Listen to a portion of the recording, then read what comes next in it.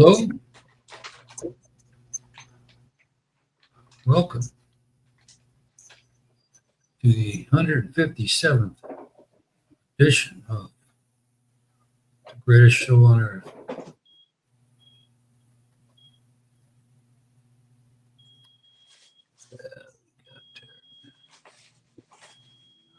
There he is again, the engineer. Hola, hola, ¿cómo está? Some shit like that. You done messing around with your earbuds? Pretty cool. I'm here. Can you hear me? Yeah, of course. I'm just making breakfast. Ah, I'm a little later today. I had to take my wife into work. you didn't have to. She could have walked. Daughter wanted to drive the other vehicle into school today. It's the last day of junior year for her. Well, the daughter take her to work then. Nah, the timing doesn't work out right. One of them would be late if they did that. And you know them, they don't want to be early. So Yeah. Yeah. Philippine time, you can never go early. Well, that's one big know- argument. I don't know about you and your wife, but she's like, "Why? Why go early?" I said, because stuff happens, you know. Hey, Christian. Here it's like you got a bunch of people sitting around, and like my wife's birthday, we went to the rib shack thing, SM. And people just get up and go. They don't even say bye. They just get up and go. You can say, "Hey, see you later." Nothing like that. Just get up and walk away. You know? Yeah. Boy, that's worse than America for crazy down low. Jeez. Oh, you mean the rib shack there in the Philippines, huh? No, that's a good place. They got Hungarian sausage there. It's pretty good. I like those spices, you know, Northern Italy and surrounding communities there. She might be a cousin of mine. I talk to her once in a while. She's works for an airport up there in Lungau. It's in Switzerland, but all these town names, they're all Italian, so it belonged to Italy a long, long time ago. You know, that was That's one where of those. my wife and two girls are going there next month. Well, in another less than 2 weeks, they're going to Europe. Yeah, my son got to go there last year on his freaking honeymoon, man. You know, I guess they're gonna fly to Zurich, Switzerland, and probably do trains. They're in a tour group, so they'll go down through Italy, France, and Spain. I think they leave from Barcelona to come home. So I should probably do that, but I want to go to the closest major city to where I want to. Well, where my grandparents started was northeast of Milan. You know. wow, yeah, that's way north. So, well, there's a town that they named my grandfather after. Some people took that as a last name too. But like where you are, both cities have that hardware. Their great grandfather, well, might be great for some of them, but his American name was Jack, and my great grandfather's American name was Joe. So I don't know what Jack's Italian name was, but my grandfather's. When I was talking to the young lady on that what do you call it? What is that place? I can't think of the name. Online Ancestry. So my grandfather had a first cousin that lived there, your area, named Anna. Same as my grandmother. Well, that's when they got married. Her last name changed. So I thought it was the lady had the wrong one, you know. And it turns out she knew because her grandfather had just died. That was about 3 years ago. I said, yeah, my dad died in June, and grandfather died in later in the year, and she was still upset about it. So her grandfather was Jack's son. His nickname was Sonny. But of course, I think and they said she was a real riot there, a real comedian and liked to laugh and this and that. But I've never been around them. I never met nobody. My grandfather was the only great grandparents were the only ones that left Pennsylvania and went to Ohio. From there, grandfather came up here. I think my grandfather's story was I have his immigration paper. He came into New York Harbor, of course, Ellis Island. Yeah. And then he had a sponsor in Troy, New York. Started working either railroad or coal mines. And then he made his way from Troy, New York down here to Western Pennsylvania. That's where he settled. Most of those guys that came over there in that area worked the iron,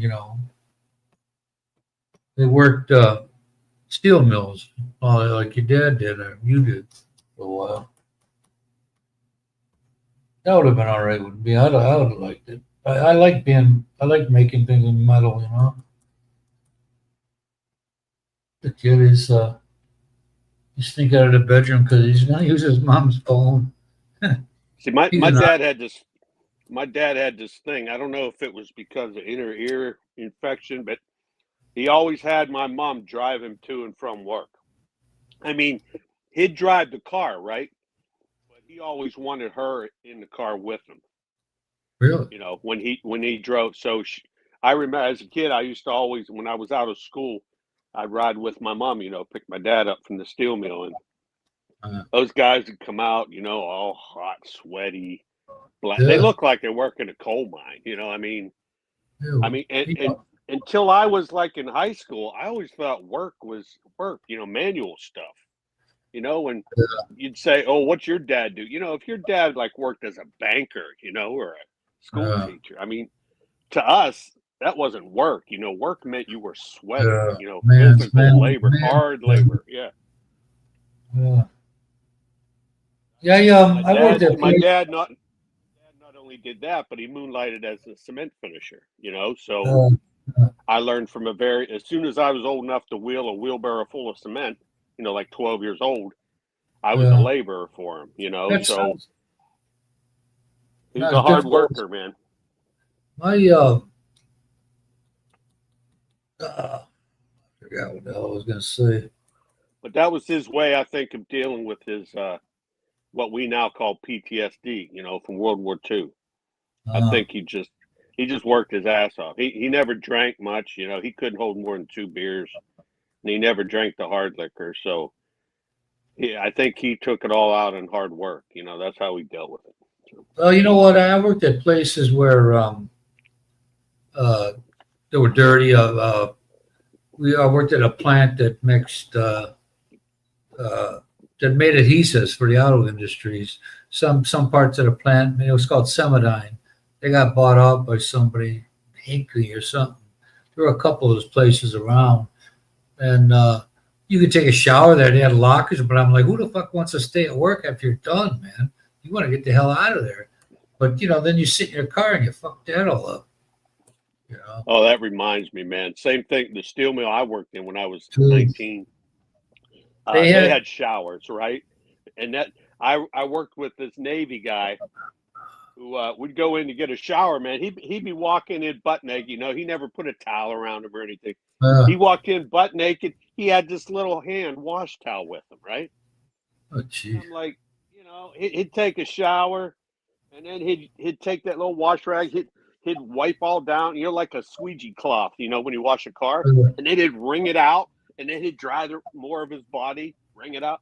I'm like, man, you need a towel. He's like, no, man, I was in the Navy. This is the way you do it aboard ship, you don't have enough space in your personal locker to keep big towels, and shit. He said, so we just.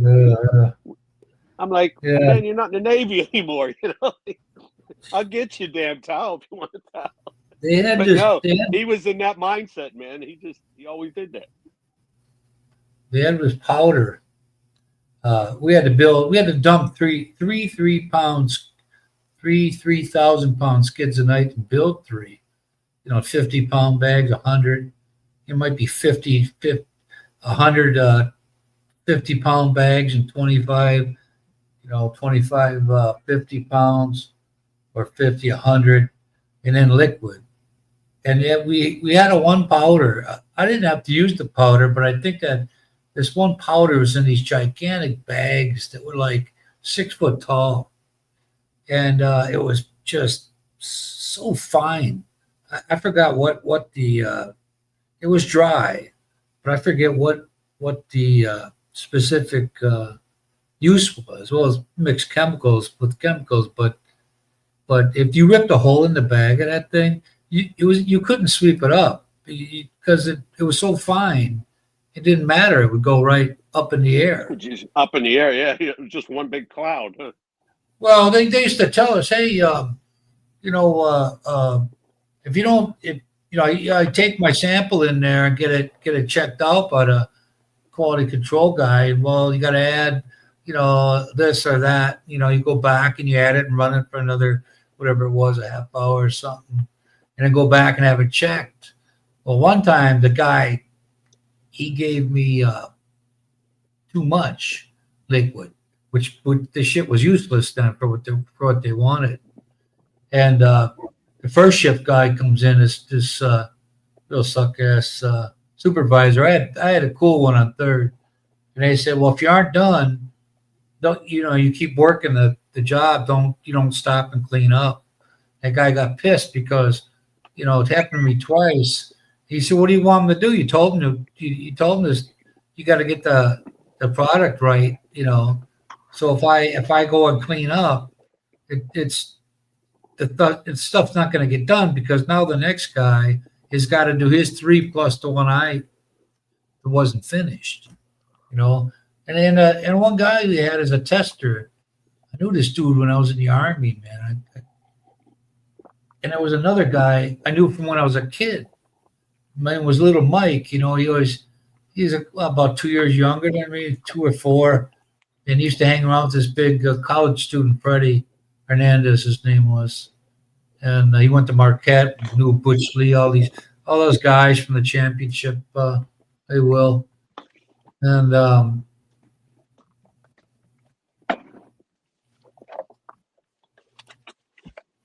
but I saw him years later, man. I don't know whether I was an ass with the guy because we used to people would talk shit to Little Mike, and he'd be, watch the bounce in his step, and he'd say, "Fuck you," and weighed like 75 pounds, man. So he didn't really. I must have pissed him off when we were kids or something. But the Freddie, I don't know. We didn't really fuck around Mike. I mean, Freddie wouldn't let nobody. Freddie was like a 20-year-old college student or whatever he was. So his mother was a Puerto Rican. His dad was Dominican. His dad had passed away, but he knew all those guys on the 77 NCAA champion Warriors. My cousin gave me the Sports Illustrated cover magazine of that. And I left it at the ex-wife's house. Instead of her calling me and telling me to come get these magazines, she threw all the shit out. I had all these covers of a lot of guys. She just did it to piss me off, so that's why she did it. But, gee, man, what's up? Toronto must have a I will. menage a trois going on there, eh? Or maybe Christian and him will be doing that when he gets back there. Have any earthquakes lately, Tony, that you felt? Yeah, a couple of days ago. It was a quick one, though. It was more of a tremor. No, we only had one this year, so I think maybe 2, real mild. The first one. Maybe we had 2 this year. I mean, that I actually felt because sometimes I'm over at the kids' school in my truck, and if you're parked nearby a lot of traffic goes by fast, or a semis, they make the wind, they kick up the wind, Mhm. and where I was parking, there wasn't any. I was surrounded by buildings with a small street, so that could have very well been like tremors then too. But I Yeah, haven't had it. my wife always watches ABS-CBN News, and there must have been one recently in Luzon, a 5 point something, because they were talking about it on the news. Yeah, I don't know. I don't. That's just. People in the Manila area kind of nervous. Well, it should be, man. But they got all that frickin'. They got all those scrapers over there, man. That's like me. There's no way. I don't care. Manila, Bangkok, anywhere over there. I'd go higher than the second floor of any building because. Did you see that one? How that one earthquake in Malaysia affected Bangkok's skyscrapers? No, They had those pools on top of these skyscrapers. The water was flushing off the side. Yeah, that happened in Manila. Oh, like no way. What's his name? Philly in the Philippines was. He drove his car down from Angeles when they lived there. He lives in Surigao now, the island, across from Surigao. But the hotel he was staying in, he was downstairs. He left his car parked on the street for like a week, but he was videotaping. And you'd see the water come, big sheets of water, Mm-hmm. But I remember how it felt for me when I went parasailing, and I'm up there, like at low single engine plane level almost, Mm-hmm. and it's just so freaking nice, man. It's about as much of being alone as you'll ever be when you're up that high. Right. And I remember that. So I see these condos, or I've been in them, where it's only one bedroom, but got a wraparound deck, and it's so freaking. It's like you're the only one in the world, man, when you're sitting there listening to that. Just the wind is all you hear, certain times of the day. But that's what I like. I like the peacefulness of this. These workers. Did you see that one dude in China that was parasailing? He got caught in an updraft. No. Thousands of feet. I mean, he had a little, like a GoPro facing himself. Yeah. He had ice on his eyelids and stuff, and his hat. This gust sucked him up to 20,000 feet, like where airliners fly, right? And he said he must have passed out for a little while, but he made it back down.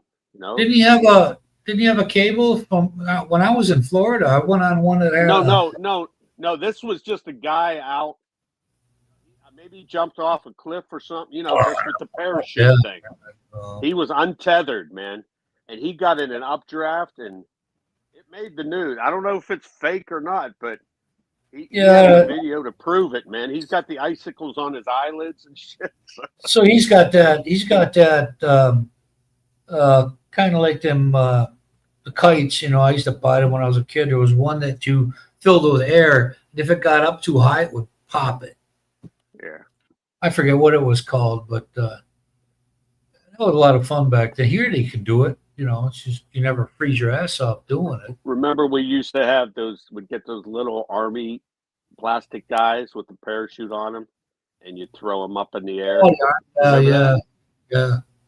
Back when we used to actually play with toys, when kids didn't have video games. It reminded me of something with the monkey. Remember that barrel? Oh yeah. Yeah, you had to string the monkeys together, right? Yeah. Yep. Yeah, I used to think it was cool with that little shoot thing. I mean, sometimes it's just like you throw it up and it'd be lead and come blap, nothing. But yeah, it was a lot of fun. We kicked the can, man. Jesus. If nobody had nothing, man. If nobody had a baseball or basketball or whatever, we would. There's always a can to get kicked around. Find it in any trash can, Well, I'm gonna get my drink here. Keep those two guys entertained.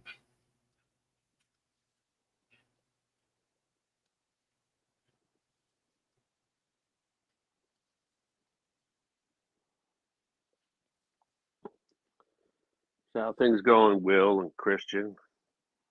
Christian, you're still waiting on the sale, huh?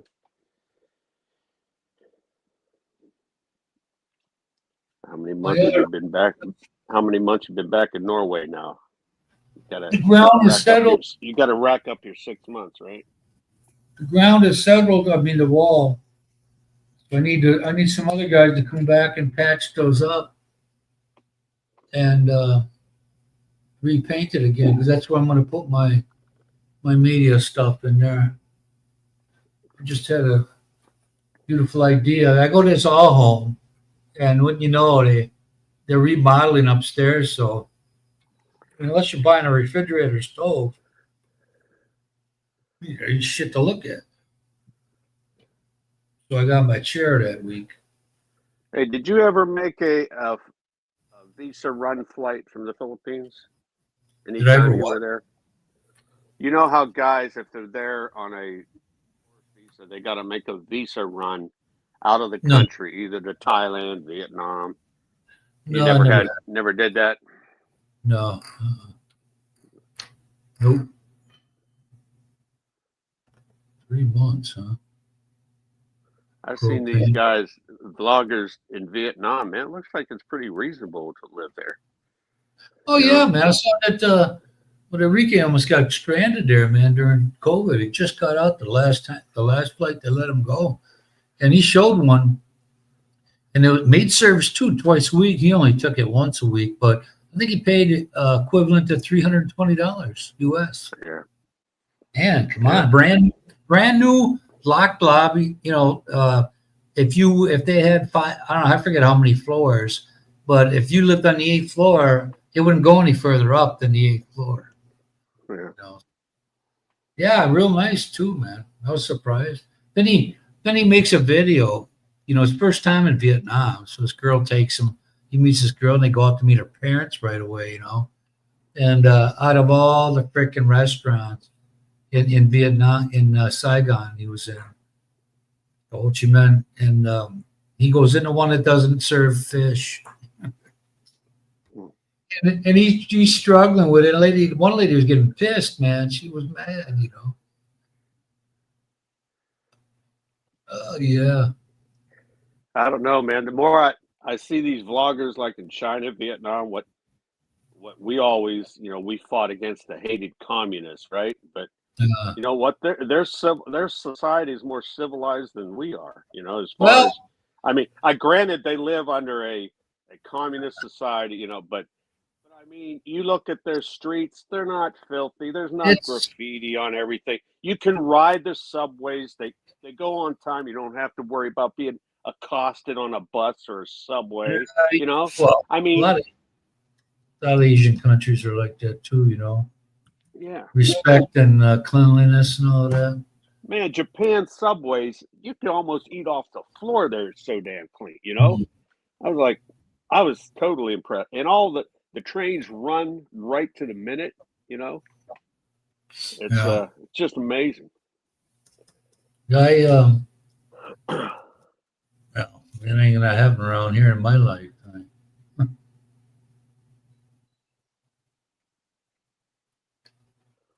But anyway, this guy's been gone for like 3 weeks now, I think, and it's pretty weird to wake up and have no one, making noise and working. What, are they all done working, or? Yeah, they all went back up. They got that room. They got the one smaller room that I had to make half of that storage area. And I was thinking, I said, dude, I wanted a door to go into the storage from in here. And he already had it walled up. And I'm like, well, fuck it, forget it then. And 2 days ago, I'm standing where there's no stove refrigerator yet on that side of the wall. And I thought, hey, why don't I just put the freaking door right there on the other side, which will be the other side of the refrigerator, And and I can deadbolt the shit out of the outer one. So what what kind of wall is it? Is it hollow block? Yeah, yeah. It was a one big. Not like It you was, could just bust through, like we do. You could bust through a 2x4 and make a door easily, right? yeah, That but way.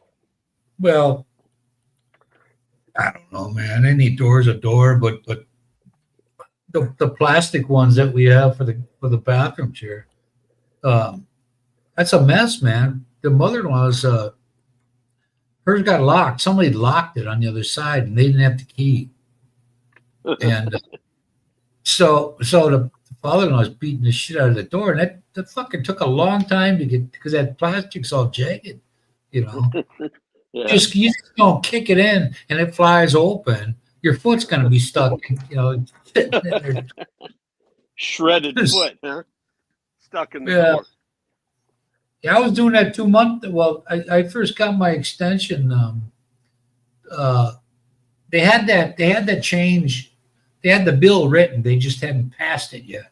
So I finally get to the one where I take the 6 months, you know, after the 2 months. So I go up there. I said, yeah, I'll take another 6 months. Well, we don't do that no more. I got to do it every 2 months. 8,000 peso up in Manila. Oof. But I got my what do you call it? I got it turned permanent now. My 13A. And I want to go to Italy so bad though. Man. Shit. I keep trying to tell that lady over there. She's got the same name as my grandma, but you know, hey, you know, if I come there, man, you can show me the pizza place or whatever, you know. Whatever your schedule is like. And them Airbnb things, you know, I've never been in. I don't think I'd feel very comfortable about having to share a shower with somebody. It might be a bucket. Yeah, the Well, Brentport. Airbnbs are different anywhere you are in the world. I mean, some of Hey, them yeah, are like studio apartments. Like my daughter just went to New York City, but she stayed in New Jersey, you know, across the river in an Airbnb, and she showed me a picture. It's just a studio apartment, you know. where's this? When her and her friend went to New York City, I think Oh, last yeah, weekend, they yeah. stayed in Newark, New Jersey, across the Yeah, I've been river. there. 'Cause she said it was cheaper, so it was $100 a night for an Hey, Airbnb. that's night and day, man. That across the river like that. Oh yeah, Uh, He had a movie called Copland they filmed over there. All these New York cops, I believe, they lived over there in New Jersey, the old neighborhoods, you know. I haven't seen that movie in ages.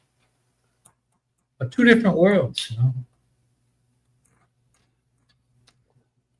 Anyway, what am I doing here? Kids off of school till the third week of July. yeah. My daughter's last day of high school is today, half a day, so she drove herself in. Next Maybe year next. she's gonna drive herself to school every day. Next year she's gonna be a senior next Hey, year. uh, maybe next year I'll fly somewhere. I always wanted to go to Vietnam just because, you know, that was what we did when we came home from school every night. Walter Cronkite talking Yeah, about Vietnam. yeah.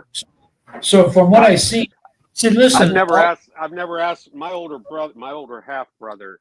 He did 2 tours in Vietnam as a Navy Seabee, and I never asked him. You know, would you ever go back there? You know, I think I know his. You know, he'd look at me. He wouldn't even say anything.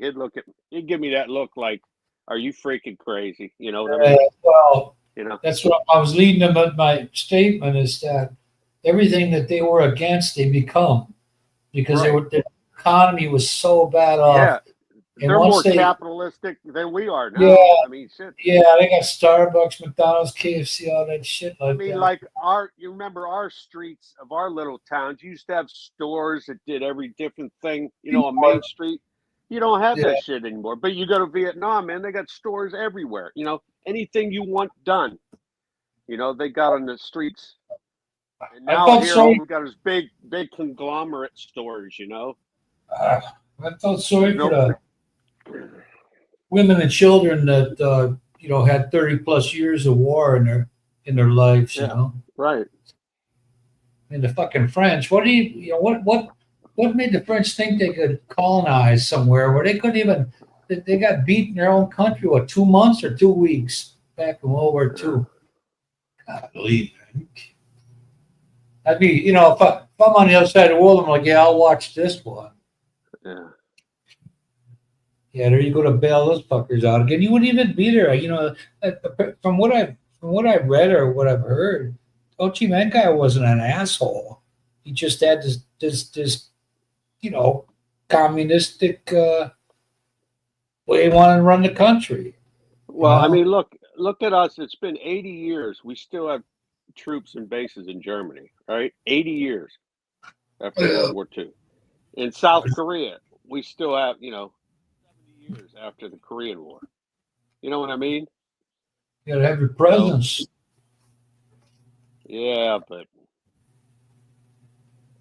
Well, there's always somebody there that just can't let good enough alone. well, and there's too much money to be made in military hardware and the Well, military industrial complex. There's just too much money to be made there. You know. yeah.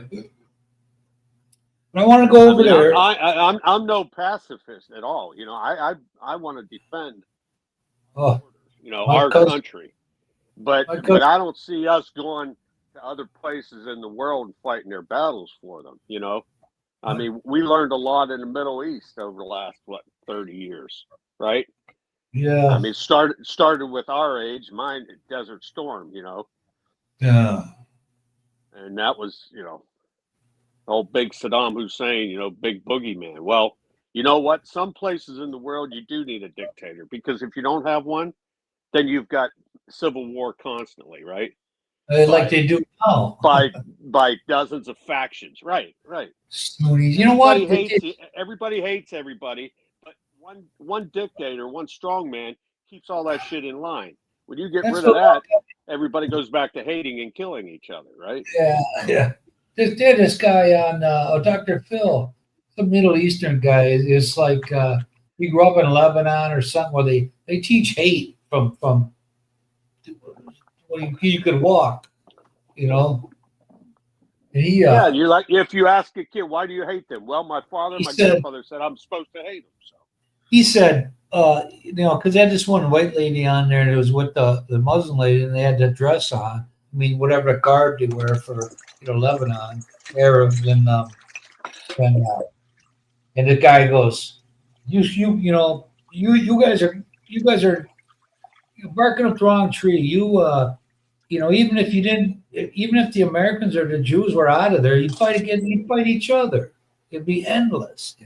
yeah, So if that's religion and there's no peace, then I don't want any of that. I mean, geez. I mean, you're fighting for you could be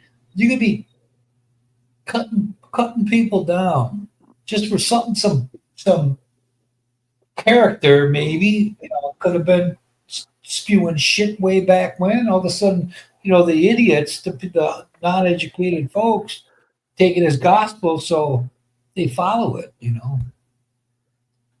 I mean, my cousin Danny he was in Vietnam. He uh, he got drafted, I think, and he went over, did a year or two, came back, and he was back like a year and a half, I think, and he went back. He's about 73 or 4, and he said it was at his mom's funeral, and I saw him. And I said, "Yeah, why was that you went back?" He goes, "Because I wanted to kill more of them fuckers." Oh yeah. He just couldn't let that go, man. Well, Huh. when you leave the military, it's a totally different life. I mean, you've you've formed Yeah, relationships with people in situations, where you're never going to experience that again in civilian life, yeah. and And I don't blame, like my brother. I'm sure he lost many good buddies. And after like the first or second one, it's all then revenge for them. Because the only Uh, reason they were there were to take care of the guy to the left and the right of them, right? And uh, start killing your own buddies, and platoon mates, then it's game over. They're out for revenge, and that's why guys have that attitude. And I don't necessarily blame them, but he but he went but like back. you're talking about people that hate, over generations. Like us, we fought the Germans. We don't hate the Germans nowadays. We don't want to kill the Germans. The same with the Japanese. We don't hate them anymore. Our people of our parents' generation might hate them. Everybody in this world rides the wave and endures. Unfortunately, it's from prior generations, where we don't have to go through that shit no more. But he went in there with a friend from high school or something, or that Yeah. then he got every Christmas, man, and he'd be losing his mind, and that's all he could think about. It was cool. He said it, Well, and the way he said it, how he sounded, you'd have thought it was like yesterday, 1972 or something. yeah. I think my brother has always just self-medicated himself with either beer or weed. He's just that's all he's because he was up one time. He usually come up once a year. We'd go golfing. That's about the only time I'd see him. But we're at my sister's house, and he said, "I'm gonna step outside."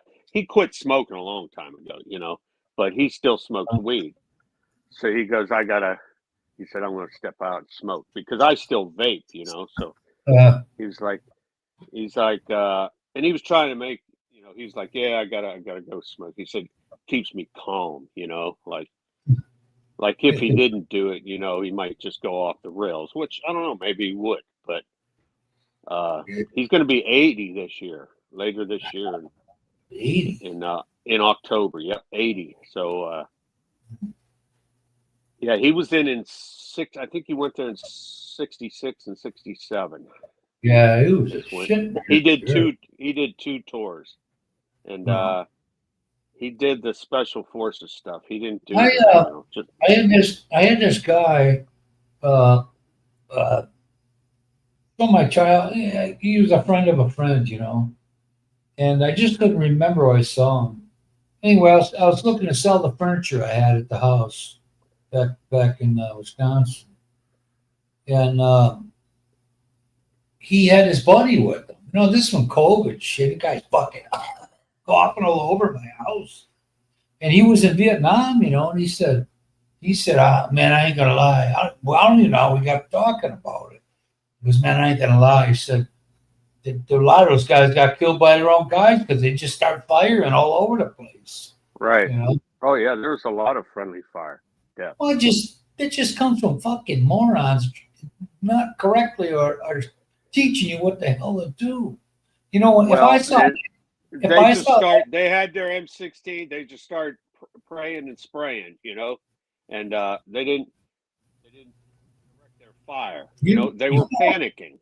They were panicking. They didn't know where the fire was coming from, so they opened up, and they'd end up taking out their own guys.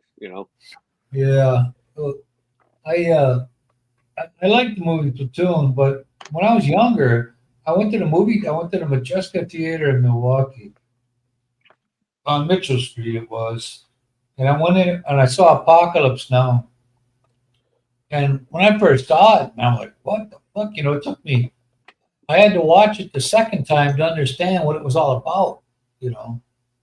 Because I hadn't remembered or heard of the weird shit that goes on like that. And once I understood it, I thought it was a pretty cool movie. Let's see. Yeah, I golfed with a guy who is 75, and he was in Vietnam, Army Vietnam. He was a grunt, And he had some stories, man. He doesn't open up too much about it, but he'll every once in a while we'll start talking. When we start talking military and what they could do with a little bit of C4, explosives, and how they can take people out. I was just, it just struck me funny. I was watching a couple of days ago. I was watching. Sometimes you'll see these two judges, the older one, and then now there's a younger one that wears bow ties. And if the cops are out of line, he'll call it as he sees it. But the guy. Oh, and there's a black one, a judge too, and that dude, the black judge. The woman said there was a woman on there because failure to appear and all this stuff. She says, "What is this? U.S. TV you're watching?" Listen, she says, how am I supposed to get a job if they keep arresting me? Yeah. Oh, you fucking idiot. And another guy's sitting there smoking a doobie. You don't think the guy knows. He's going, you can hear him in the back and go, and holding the breath. And the judge goes, this guy kidding me? So he says, yeah, I'm going to revoke the bond or whatever, report to the, jail at 6:30 tomorrow or something like that. The guy, he's actually token up. His family won't talk to him no more as kids. He's actually hitting a joint, man, and talking to the judge. He didn't think the judge was looking, The judge looked a couple of times. Oh, that was freaking hilarious, man. How warm is it over there by you? I think it was. Oh, it's beautiful. It's like 51 this morning. It's going to get a high of 62. I think. Perfect for me. Are you in the valley there? Over there, part of the valley? No, not really. It's just all rolling hills. There's a lot of that over there. When I was in Ohio, we were surrounded. My brother-in-law said, at least a couple of years they've had quite not a not a foot, but I remember when I was there, it was no more than 2 inches high.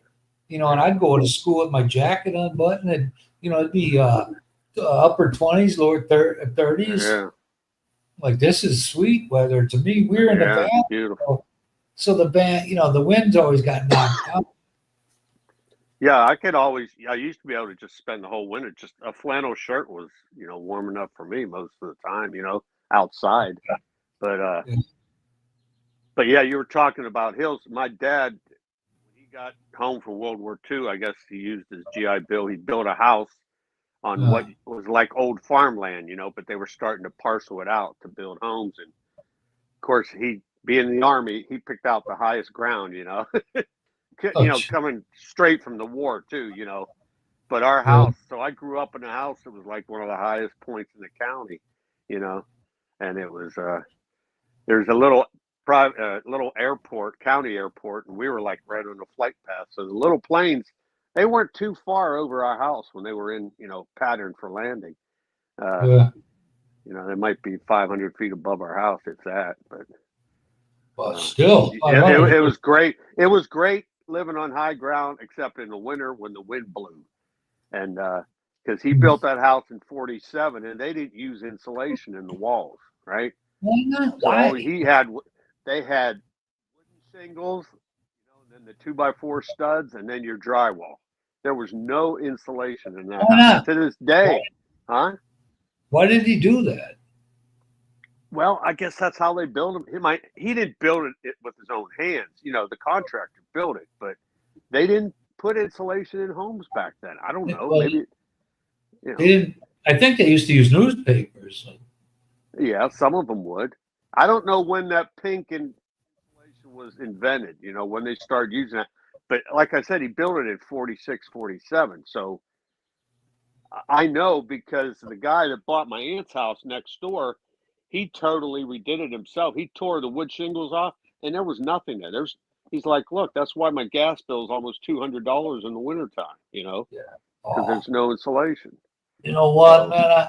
I bought a house in two houses in the city of what's called Cudahy, and it was the second house we'd ever had, and this house had oil heat, you know, and you have to maintain the fucker, but otherwise you'll get soot all over the fucker. oh yeah, Once you get soot on the walls, that's it, man. But anyway, what I found, I could have bought a new modern one, but you know, I was under this anti fucking oil thing. I think it was 79 cents. 79 cents. I don't know what unit they measured in it. It was 75 cents a gallon or whatever. 79 cents a gallon. But I topped it off, and heat for the winter cost me $320 for a whole winter. yeah. Well, instead of a month and a couple of weeks. In Yeah, the warm, my dad, I guess, originally had a coal furnace, you know, when he first built the house. uh, And then I know when we were kids in the 60s, he got an oil burning furnace, right? So he uh, put like a 500-gallon tank outside, you know, the house, buried it underground, you know. So we had that 500-gallon. Yeah, like you're right. You fill that thing in the fall, and you probably good all winter. You oh know, it yeah. depends how cold I it was, but I remember, you know, as a kid, my mom say, "Oh, I think we're out of oil," you know, because the furnace stopped. So we go down to the gas station and get, you know, a 5-gallon can of diesel, you know, pour it in to keep us it, overnight, you know. what I liked about that is it was a better warmth to me because gas is dry. You know, I mean, dry your You freaking think nose. oil was better? Yeah, I do. Yeah, Yeah, it felt I comfortable. remember. It really did, man. It made me feel like I had this like it wasn't even cold outside. But when you got the dry heat, your nose is dry, your throat's dry, your skin's dry. You know, you drive me up a wall with that shit every year. Oh, that's one thing about probably your wife with my wife. All Filipinos that come here, they're used to such humidity there, and they come here and their skin just gets so dry, you know. And My, my wife my was wife showing. had that issue with, what do you call it, eczema or whatever, you know, that like Yeah, chafing yeah, of your that's right. skin because it's so dry. Yeah, Because you know all their lives they spend in that humid environment, and then they come here and it's what, I just, 20% humidity sometimes, you know. yeah, I just think back to how much I despised that freaking. I mean, you need it on, you know, obviously because you need to be warm, but the thought of this in my nose, I'm going to sleep. You know, I used to set when I lived on my own again after between marriages there. I I used to run it. I would have it down to like 62 or 60 during the day when I was at work, and I would have it come on about an hour before I got home, and I would have it set at 68. Yeah. And when I walked in the door, man, it was nice and toasty. You know, it felt great. But my friend goes, you know what? It's cheaper if you leave it on at 68 all the time. And I tried that. I go, fuck that. No, that didn't work for me. You know, we had back, what, 10 years ago when fracking was a big thing, you know, Yeah, especially here, Western Pennsylvania and they do Ohio. Ohio too, man. And these people got in deals, you know, guys that had land that you'd never build on, you know, it was too hilly, it's forested, but they were Yeah. getting big bucks from these fracking companies. And another stipulation was like if they put a well on your property, all your gas was free. Like these people, they could heat their house however hot they wanted in the wintertime because they were getting free natural gas, right? From their Yeah. wells. That was part of their deal. There would be My, guys that have huge garages, you know, to work on their vehicles in the wintertime. yeah. They'd have the heat all cranked up. They had no worry about paying the heating bill. My That would have been awesome, you know. my brother-in-law, well, was my brother-in-law. He's always been my friend since I was a kid. He a few of the neighbors down. He lived down in Stillwater, Ohio. It's like right outside of Denison and Yerkesville, and that's how they were doing that around there. He said, "Man, I could rent this." Well, the house he had. was a historical registered because it was a landmark of some kind, built in 18 something. But that thing got torched up. I don't know how, but it was like that for him too. He said, "Man, I could rent this out, and get beaucoup money and let them drill down, like a mile. I think they drilled down a mile or so." And I'm like, I don't know, man. Whatever, that's your deal. But all those highways there, man. When you were driving the county roads, it was like if you didn't know it by feel where you had to turn, you go flying by, the entry to the driveway. I had my Honda Civic there, and I was ripping. I took a shortcut road instead of going all the way around, which wasn't a big deal anyway. But I was flying, man. The sheriff come the other way. My cousin said my cousin was in his car. He said, "Man, that guy turned around." I said, he must have went the opposite way that I did, But I was going dangerously fast. Actually, it was pretty stupid, yeah, but I liked living there, man. The only thing when I was a kid, you always living around there always made you feel poor, man. I didn't like the way I felt. In Ohio? Yeah. All I know is the day I came back, because I wasn't used to strict. My aunt was kind of strict, and they didn't tolerate lying, cheating, and stealing and all that shit. And why did it make you feel poor around there? Because everybody around you, man, they get laid off from this place, that place. They had a aluminum place called, I think Alcoa owns it now. It was called Barmet. Now they hire, from job services and all that shit.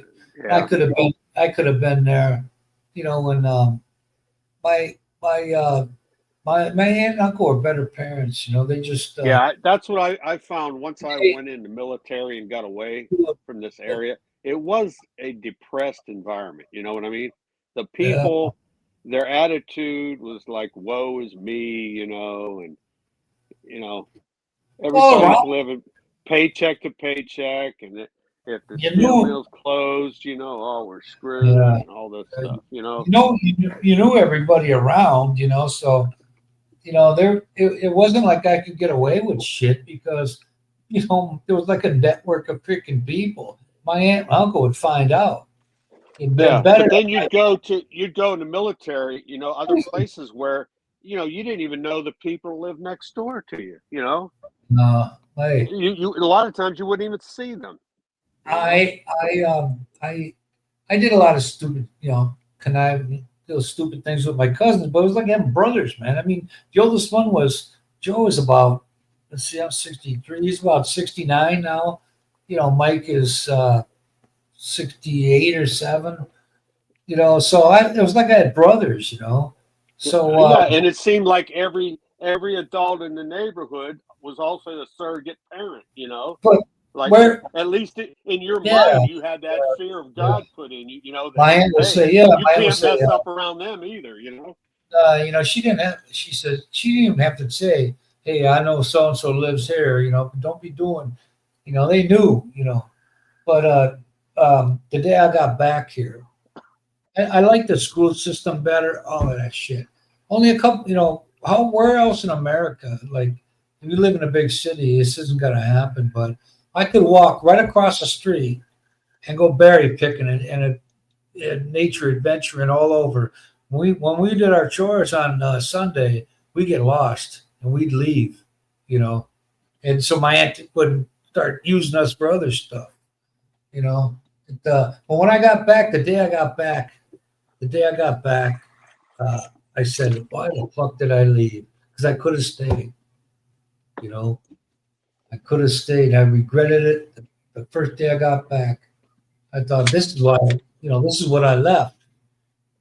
Before it was like friends, you had unlimited amount of friends. Everybody knew who the bad people were. You couldn't be seen with those. I didn't want to disappoint my uncle. I respected him more than I did my dad.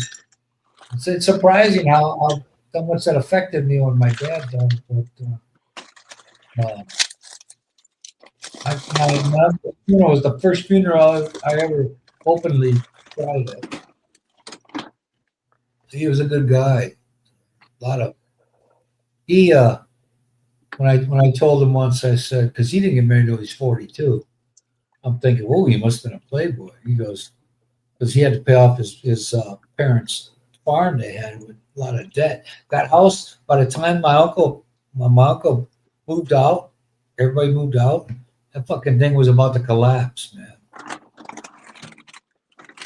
So he had 4 boys, and I'm sitting there one day and he's lift up his leg. He's watching, Wild Kingdom and all that. And every time there's a commercial, son of a bitch, buy a car. The working man can't buy that. All that shit, and you just go on his rant, man. You didn't say nothing to him, Working man, boy. But anyway, I said, hey, you must have had fun, I don't know if I directly meant women, but if I was part of it, I said that must have been fun. I was kind of smiling, and he looked at me and he goes, "Not the kind of fun you're thinking about." I really wasn't. That really wasn't what I was getting across, but it might have been part of it, But I was 12 years old, so I didn't have no, girlfriend yet. Or maybe I did. I don't know. Oh man. And so my sister-in-law here, they come over here, they lay on my couch. I said, "Oh man, you sit this couch, you sit." My uncle, I used to do that. My cousins, my uncle would say, "You're that tired to go upstairs and go to bed." I never forgot that. So, but if you're the owner, if you're the one that buys all this shit, you get to do whatever you want to do.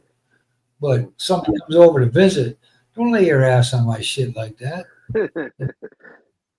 I remember as a kid, we never knew anything about, like you said, your kind of humor or sexual innuendos, or we didn't know that as a kid. But I remember my dad, he had this one buddy who was also an Army. I don't know if they served together, but they were both Army guys, and they played the guitar. So he'd go over his house, and I was a little kid. Those two would sit around, play guitar, play old Hank Williams, music. And this one, I'll never forget as a kid, they started this song, the song that goes, "Put your sweet lips a little closer to the phone," Yeah. And they just busted out laughing. They're looking at each other. Of course, they probably had a couple beers. But I as a little kid, I'm thinking, why are they laughing? It put your sweet lips a little closer to the phone. I'm like, I never got what they were laughing at until I was an adult, What And I was like, oh, okay.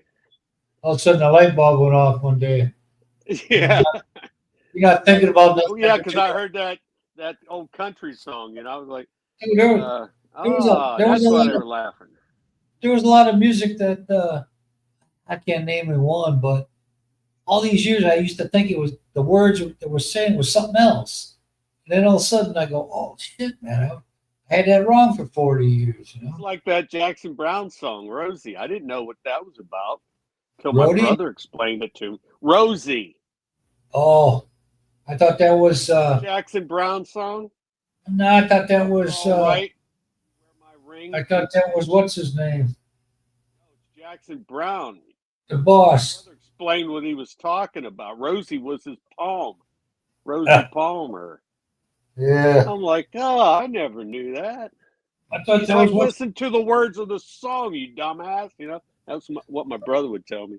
Somebody had a fit about Baby It's Cold Outside, like the one Dean Martin, and I forget what. Well, anyway, I never thought of that any other way. It was a part of Christmas tune, but somebody went on a crusade, and for like a year or two, they didn't play it, and then they finally said, "Fuck it, you don't like it, don't listen." They started playing it again. Baby It's Cold Outside. They're all talking about getting busy. But Yeah.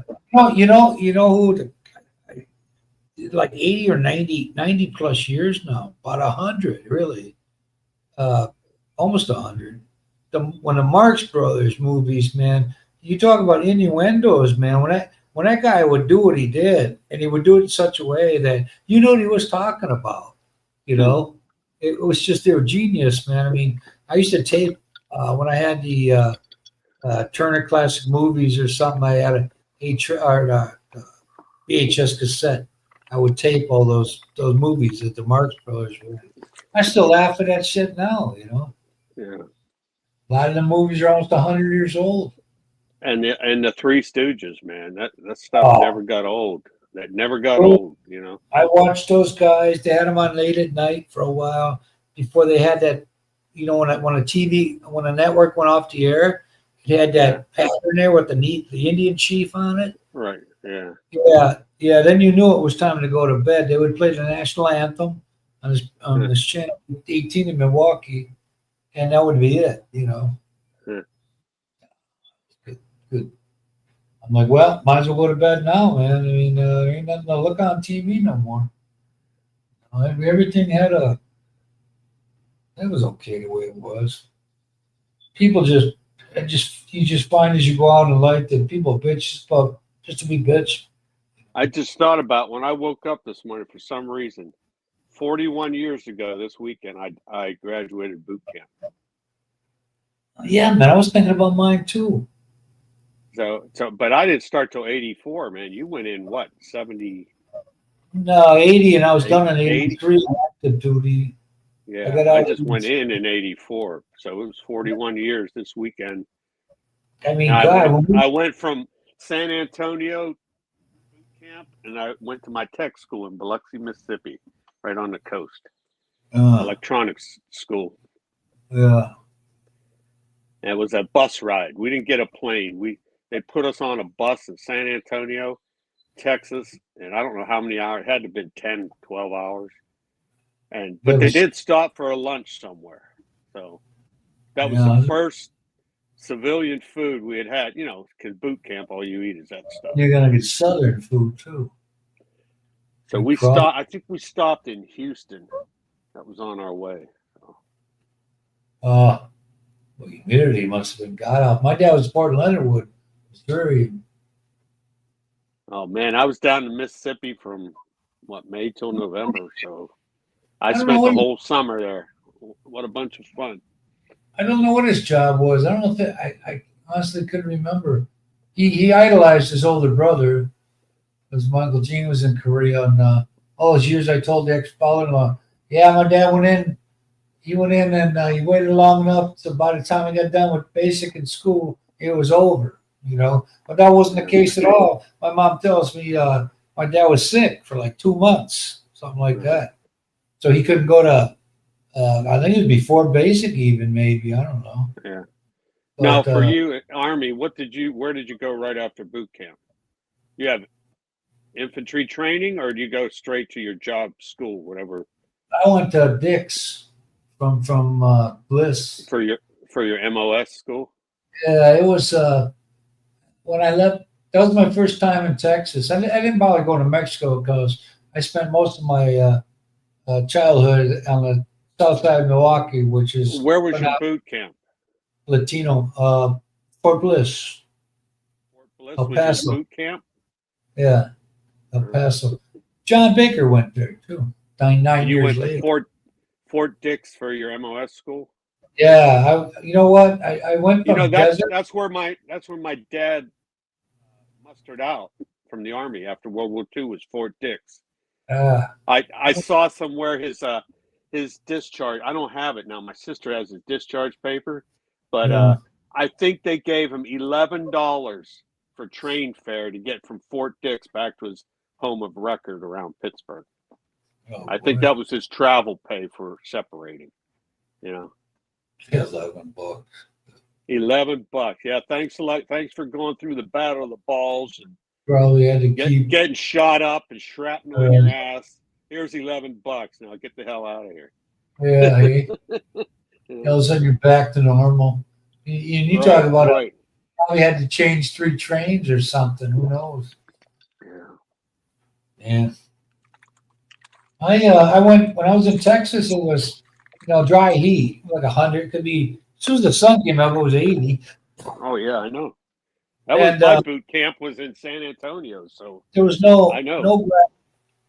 no grass, no cactus, scorched earth, and then I got to Dix. It was pine trees and green grass. Yeah.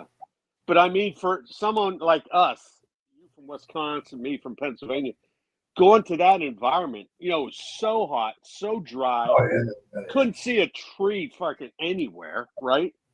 No, And I'm like, man, this is like the surface of the moon. What You or know- Mars? What it must be like. You know what? The fuckers, man, when they mess with you, somebody get out of line, and they'd have you do a push up on the asphalt, man. Oh, Right. that shit hurt, man. We'd start out and it's dark. We'd start out running. By the time the sun came up, I didn't know where the hell I was anymore. Somehow we made it back. They Oh, got to the point where they did have red flag days for PT. Like Yeah. if it was over, I think 95, oh, they put in rules to we had to run in place we had an overhang by our barracks. So you had to do your PT in the shade of the overhang. oh So you man, weren't out in that you night. guys, We're we call still in that- the heat. you're in Air Force, man. We call them guys the Girl Scouts because Right. of shit like that. We didn't get that. They if you suggested that, they go get the fuck out of here. Yeah. Yeah, I was right next to McGuire, man. I was out catting around, first time I was married. I mean, Jesus, I could have had so much more. And I told my ex-wife, I said, yeah, they got us in this they got us in this we gotta stay on the post. All of a sudden this carnival music starts blaring. She said, "What's that?" I go, "That's across the street." She didn't know, man. But I bought my first boom box. I was underneath the boardwalk, Inside Heights, New Jersey. My friend there, he was a reservist, and his dad owned a sub shop. And this dude went AWOL on that shit. He was part time. I'm like, oh my god. But Tom's River, it was in Tom's River, New Jersey. I remember my guys that I went to when I got to tech school, you're finally out of boot camp, so you have a little more freedom. And I remember a lot of single guys, man, first thing they do, since they got a steady paycheck now, they go out and buy a new vehicle, But so I was there, I had a wife and a kid, and I'm scraping pennies, trying to afford on E2 pay, But eventually I did buy, before I left tech school, I bought a brand new, remember Dodge Omnis? Remember? Yeah, a piece of The shit. the little hatchback piece of shit car. It was like a Volkswagen Rabbit, kind of. Yeah, I bought a brand new one. Of course, I got talked into it at a dealer. I had a steady paycheck. Oh yeah, I can afford this.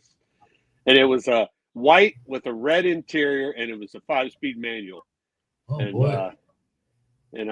it wasn't a bad car. It worked for us at the time, but yeah. What was the biggest recall of that car? I forget. So I don't know.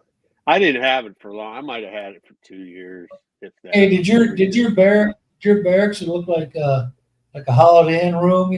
2 beds and a nightstand. Oh no. We had open bay barracks. We had 40 guys in a room or whatever. McGuire, Except maybe McGuire. we didn't have up and down bunk beds. Ours were all, one floor, single beds on the floor, but there were like 20 in line, 2 bays of, I don't know, maybe it wasn't 20. Maybe we had like 40. We called it a flight. You call yours a platoon or a company, right? In boot camp. But That we was a probably flight. had 40 guys in that flight. So. I volunteered to go to airborne school, so I'm down in Georgia, Fort Benning, Columbus, Georgia, right next to Alabama, Phoenix City. So About 2 weeks into that, I go, Mom, I ain't want to do this shit no more because it was voluntary, you know. Yeah. So my brother-in-law, my sister, my oldest sister, my ex-brother-in-law, he was posted down there, so he had housing, you know, military housing. So I said, man, I don't want to do that shit. And he goes, well, hey, I know a guy, you know. I don't really. I remember him telling me he knew a guy that'll get you out of there, either do something else or whatever. So they call our names out in the beginning of the morning. It's dark out. You can say here, and the dude never.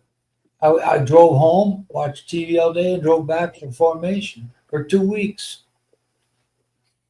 And they never knew. Well, I'm glad it worked out, but To me, man, the whole time I was at tech school, I lived off base in a little cockroach infested single wide trailer. It was the old tube type. Remember the old airliner, Lucille Ball makes the 8. old like silver tubes, except this was green. It must have been painted over. I lived in this trailer. It's all we could afford. I had a wife and a baby, and Juniors. it was right outside the gate. So I got to ride in with a buddy, and then I had to form up, march to school, and then march back, and then I could go off to my home in the barracks after the duty day was done. I You mean, like them trailers, man. I guess Hey, I- I'm not paying property tax like if I owned a home. That's for sure. So my uncle had a I pay Mazda. I pay $16 a year property tax. Uh, 1 6. It's like being in the Philippines, man. well, you pay a lot rent, don't you? Yeah. Yep. My uncle Water, built a. sewer. Let's see. Water's included, of course. Water, sewer, the lot rent is like 600. So Okay. My uncle had a modular house built. Where stuff's all ready. They yeah. just assemble it. And I said, "Oh, that's like is that like a trailer?" He starts going, no, that's like no fucking saying it. Yeah. Because he must get it a lot. He moved to Yeah. South Carolina, and my aunt died now, so I mean he's been by himself for probably his second year now. 80, gotta be about 82 now. This dude, you know, fucking smart as anything, man. Yeah, I did it partly because, at the time when I got remarried this time, I was still paying child support for 3 kids, and plus, I got remarried. Now we had our own kid. I could afford, you know, yeah, I could have afforded if I had my wife go to work, I work, and then like so many people do here, you both have to work just to make your oh yeah, lifestyle, just to keep your lifestyle going. yeah. I didn't want to do that. I'm like, look, I want to live below my means. Plus, being stationed in Japan, I realized you don't need all that space, to live in because Uh, most of now the base housing there is pretty much, U.S. size stuff. But you live off base in Japan, man, it's like half of a single wide trailer if you're lucky. So yeah. Oh yeah, they got limits or laws or some shit. I mean, I deployed mountaintop site with the Japanese Air Force and for a couple weeks, and when we left, their site commander had a going away party for us. Right, there was 5 in my team, and this guy was the equivalent of a lieutenant colonel. Okay, and he said, Yeah. "Oh, come over, my place." He gave us the address and stuff. We went to his place, and honest to God, Tony, it was 24 feet by 24 feet. I'd be stretching it. Okay. This was a lieutenant colonel's house. Okay. He had a wife and 2 daughters that lived with him. In this, in Japan, your living room doubles as like your tatami mat or your futon that Yeah. you sleep on. You put that up over the rail in the morning, Wow. that becomes your living room, right? A lot of Murphy bed kind of thing, huh? Yeah. So I learned that, man, you don't need that much space to live. I've You never know, been for. It's just more to maintain. The bigger your house, property, it's the just stuff, more work to maintain it. stuff. You may think you don't have a lot of shit now, but when you move, Oh you're yeah, going, oh God, man. that's another thing.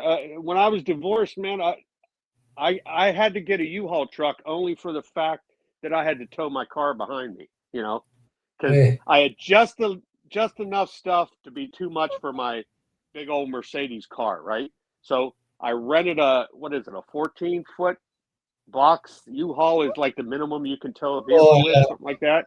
So yeah. I Yeah. rented that with the trailer. I put my Mercedes on the trailer, me and the dog, and in that U-Haul, man, you open it, you could have talked and it echoed in there because the amount of my shit was just like a 2-foot layer, on the floor of that truck. That's all I had. I had no furniture, you know. I think the biggest item was a Sony 27-inch TV and my golf clubs, Oh, living large with that That's 27 yeah, inch. that's about all I got from the marriage. So 19s were standard. If you had a little bit of bucks, you get that console a, TV. It was a 24. Sony, what was it called? Sony Trinitron, remember? Oh yeah, Yeah. A I had a 27 projector. inch, That, still a tube TV though. It wasn't plasma or dude, projection. It was I got a friend. I got a friend at the bus company back home. He just him and his Filipino. What he's having his first kid ever, and he's 52 or something. Never had a kid. wow. He's an enthusiast. He probably got it from his father. He bought a house that looked like it was built in the 70s, for sure, and it's never been updated. But what he did, he comes in there, he paints the right colors, got the right kind of furnishings, and it looks really nice without doing a major reconstruction. But he's a fanatic with this shit. He's got all these antique TVs. That, like when we watched, because he's younger than us, Yeah. we watched, and Remember the big old heavy console TVs, man? yeah, man, it was With the part. stereo speakers on each side of them? They were like Yeah, 6 feet my, long. Remember that? my dad was a cheap ass. He bought all these used TVs, and he'd give me he had a Zenith. He goes, oh, that thing ain't gonna last. He goes out and buys a Teledyne at the time, and he glutton for punishment. He watched, be last a year, and then fall apart. And he come upstairs because the one he gave me was still working. And I loved the fact that I controlled that TV, because it was mine. Yeah. I told him when he took my Skylark to go get a muffler for me because he was off of work. I get out of school and I'm walking, out the building. I see my dad sitting in the driver's seat. I'm like, get the fuck out of my, I say this loud. I wasn't mouthing it. And my dad read my lips, man. He goes, boy, if you ever talk, it was like payback for him treating me like a fucking dog. Me and my oldest sister when we were kids, Yeah. So by the time he started to be nice, I used it to my advantage. Fucking pissed me Remember off. the old, if you had the real deluxe version of the TV stereo and it had a record player on top, Yeah. you'd have the record player and like a radio tuner inside there, Oh, my dad the TV and the two big speakers on the end. had when my grandmother died, I don't know why he got like $1,000 or more than that. But he bought 4 plots, burial, and he got this cadenza, whatever the fuck it was. It was a dark brown, which was popular in the 70s with the burnt orange, like felt covering the speakers on each end. Right. It had a record player, then it had an 8-track. And I used to click Man. a bunch of fucking. You'd go to. That's back when you had to listen. If your favorite song came on every 12 hours, you weren't, But when you had that, there was no, unless you had a real. You just flip through the 4 channels to get back to your song again. nowadays, you can play your favorite part over and over and over. But he gave that to me years later. I mean, it wasn't working, the 8 track. But I had a shitload of those fuckers, man. You Right? know, when I hear old songs, like if I just happen to have the regular radio on in the car and I hear an old like Steve Miller Band or something, Uh, it puts me back to driving in my old car, with a cassette player, and playing my cassettes of boy, of I, the it, of the '70s artists, and it was like freedom, man. When I had that, when I used this car, I had any car, I love this. The dashboard was all mine. I got the fuck with the radio. yeah, I mean, it had total freedom, man. Like I don't got to ride a bus. I can drive, and I had a lot of fun with that. I stole his car all the time, though, but yeah. he I was never. just talking. My kids, I got my son's in school in Florida, right? He's going to be moving up to Orlando, changing schools, and now he's thinking, he wants a vehicle, and I'm like, hey, you got to discuss that with your sisters because they have a vehicle here, right? My mom, when she stopped driving at 95, she gave her little Hyundai to my daughter, right? Because my daughter was just learning to drive at the time. So I told him, I was like, look, you guys, you fight over it. I said, because this is the last car that you're getting for free. Okay. I said, Uh, after this, my son's 20 now, right? And my wife, I don't know about your wife, but Filipinos, they want to keep their kids all their lives. And they want to, they want to provide for them. I'm like, no. I said, he's 20 years old. If he wants a set of wheels, he's going to figure out how to get a set of wheels. You know what I mean? I yeah. said, when I was 16, I bought a car before my 16th birthday, so I'd have, I could hit the ground running. My My son, dad put up the $125, but I repaid him by doing labor yeah, for him, as a yeah, cement worker, right? I was at $250 an hour.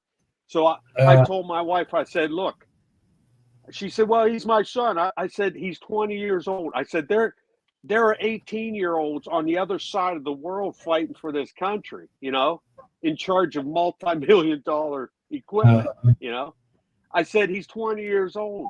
He can figure it out, That's part of life is trying to figure out, well, gee, if I want a set of wheels, how am I going to do it, to get my own, man. You got to work. I borrowed $100 for 1 week from my mother because I bought my first car. It cost me $425 at 68 Skylark. My dad had one. My dad had one with the horseshoe shifter, the double, the double bucket seats and the Yeah. console and the skirts, and man, I want one of these, And there it was, there's one. Wasn't like his, but What I year love was it. 68. 60. His was they changed the roof line by the back window, and they put a backup light in the middle of the bumper for 69, and those little fake fins they had, or those air duction. The 68 had them parallel, and then the 69 had it. Would it be horizon type? Yeah. They were just for ornaments for show. Buick had been doing that for years, But I didn't have mine at the same time he had his. But I used to love, the car had beige leather interior. Yeah, my first one was a '66 Olds Cutlass, and it was an automatic. It was not a 442, but it was an automatic. It was like 4 different shades of paint. Okay, Yeah, but it was $125, and yeah. that's what you know what I don't even remember checking the oil in that thing because I don't even think I knew how to check oil. Right. Because like my dad was never a mechanic. He never worked on his own cars. I don't even remember seeing him checking oil. So I never learned that shit. At a young age. Yeah, So I did. I don't know. That car just ran for me for like a year and a half, and then I got rid of it, Uh, chunked it out. I can't remember what I did with it. my auntie had a 66 or 60. I think it was 66 or 65. Cutlass convertible, and my Uncle Roger bought it from her, and he never rode it, and the engine seized, you know. But Yeah. he had a 65 or 64 442 Muncie 4-speed, you know, like it was a Yeah. 425, and he had it sitting in this on the north side of town where there ain't too many white people. Yeah. He had it sitting in his lots, and the mice got into the headliner and all. I offered him $1,100 for the thing Yeah. back in would it be the middle '80s? He wouldn't sell it to me. He just sat there. And he had a heart attack and died. Some of his, I think he only had 2 out of 6 kids were worth this shit. And one of them he had all these classic Ford pickups, you know, and all this stuff. That just like original, no rust and all that. And one guy came down into town. He took all his shit, took all the cars. Yeah. The funeral home didn't get paid right away. Yeah. It's So- like my kids. I try to, I tell when I'm working on the car, I have them come out. I at least try to show them how to change a tire. But like yesterday, my daughter, who's graduated college earlier this year, now or last year, and now she has a job. Well, she's coming home. She said, "Dad, there's a check engine light on the car." I said, "Okay, well." She said, "Didn't you used to go to AutoZone and get the code reader?" I said, "Yeah." She said, "Okay." So she went to AutoZone, asked them for the code reader, hooked it. I showed her where to hook it up, and she found the code. It was an O2 sensor, right? So I said, "Okay." I said, "So go online. You know the year, the make of the car. Order an O2 sensor, or pick one up." So she went after work yesterday. She brought one. She even FaceTime with me. I looked at the connector and I said, "Well, I don't know. I don't have your car right here, but we'll try it." She got home. It was different. So we went back. I told him, I said, "How can they screw up? Well, you have a certain year. That Hyundai only made one type of 4-cylinder Yeah, engine, right. right, for that Yeah. car." I'm like, it ain't freaking rocket science to get the right O2 sensor, for a vehicle. That But can they be kind of tricky. You know what That- they called it? The girl who was working at the counter said, "Oh, it's a air quality sensor." I'm like, "Yeah, it says right on the box, NGK O2 sensor, right?" But they have it in their computer as an air sensing, or something. Yeah. So air mixture sensor or something like that. So anyway, I said it's an O2 sensor. So we got the right one, came out, showed my daughter how easy it was because it was the upstream one right in front of the engine, It wasn't Yeah. hard to get to. I showed her how. I said, "This is, you need a special socket, for O2 sensor. If you have it, it helps." That can But that can be tricky sometimes, though. That fucking thing could be on there, bait, well, man. I have a Milwaukee, what do you call it? A ratchet. Yeah. What do you call the guns that? Oh man, I can't think of it right Yeah. now. Impact. The Impact. I have an Impact ratchet, Milwaukee, a big time one, a heavy duty one, and it came right off. So You gotta have that thing, tilted. You can't that have thing is supposed to. I looked on YouTube. It's supposed to take up to like 120 foot-pounds. Not like if you have a car nut tightened, that thing's supposed to take it off. Hey. You know how the old air guns would do it, in shops? Yeah. Well, this electric impact is supposed to be able to take. I'm not going to try it because when I take wheels off, I always hand loosen, while the car's still on the ground. You loosen the lug nuts, and then when you jack it up, you bust them loose when it's sitting on the ground. Yeah, you use the weight of the vehicle to keep the tire stationary. Otherwise, you loosen the lug nuts. That tire may not sit still, but it's gonna, Yeah, and I try to show that to my kids when I do show them about changing the tire. But I had a guy I worked with, and he said, Harold, and he says, Dad had he had asbestos in his lungs, He said, when we were little, his dad said, "Come on out here, I'm going to put brakes in this car. If you're going to learn anything, you're going to learn this one thing, But my dad was more of a I don't want to do it guy, but sometimes he had no choice. We go over to my uncle's house, his youngest brother. His youngest, my dad's about 12 years older than him. So he's got this 68 Malibu 307. And so we go over there, he needs a water pump. So I think my dad used to kick his ass when he was a kid, And you would just black out. He would just be wailing away on him, fucking brutalizing him.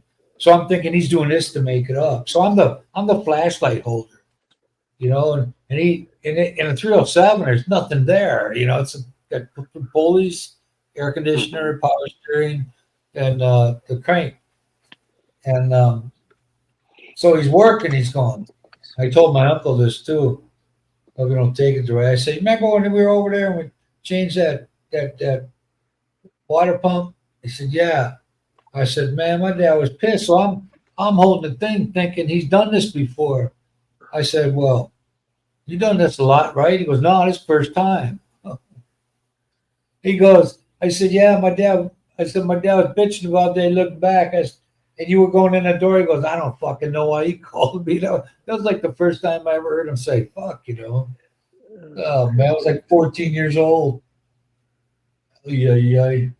I said, yeah, he looked back like they were laughing about it, but yeah. Hey, it's almost time for me to go here. Well, it is time. All right. You took your pill a long time ago, huh? Yeah, I always do that about an hour before I come on, so I'm good. All right, Christian, Will, if you're still around, how many lurkers did you have? Did you see how many? I mean, what?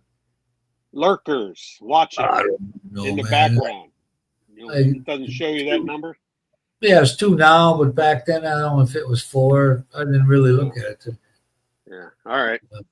All right. Well, have a good week. They got Chris is making his comeback, so Oh, okay. yeah, it's always a good week when you don't have to work, right?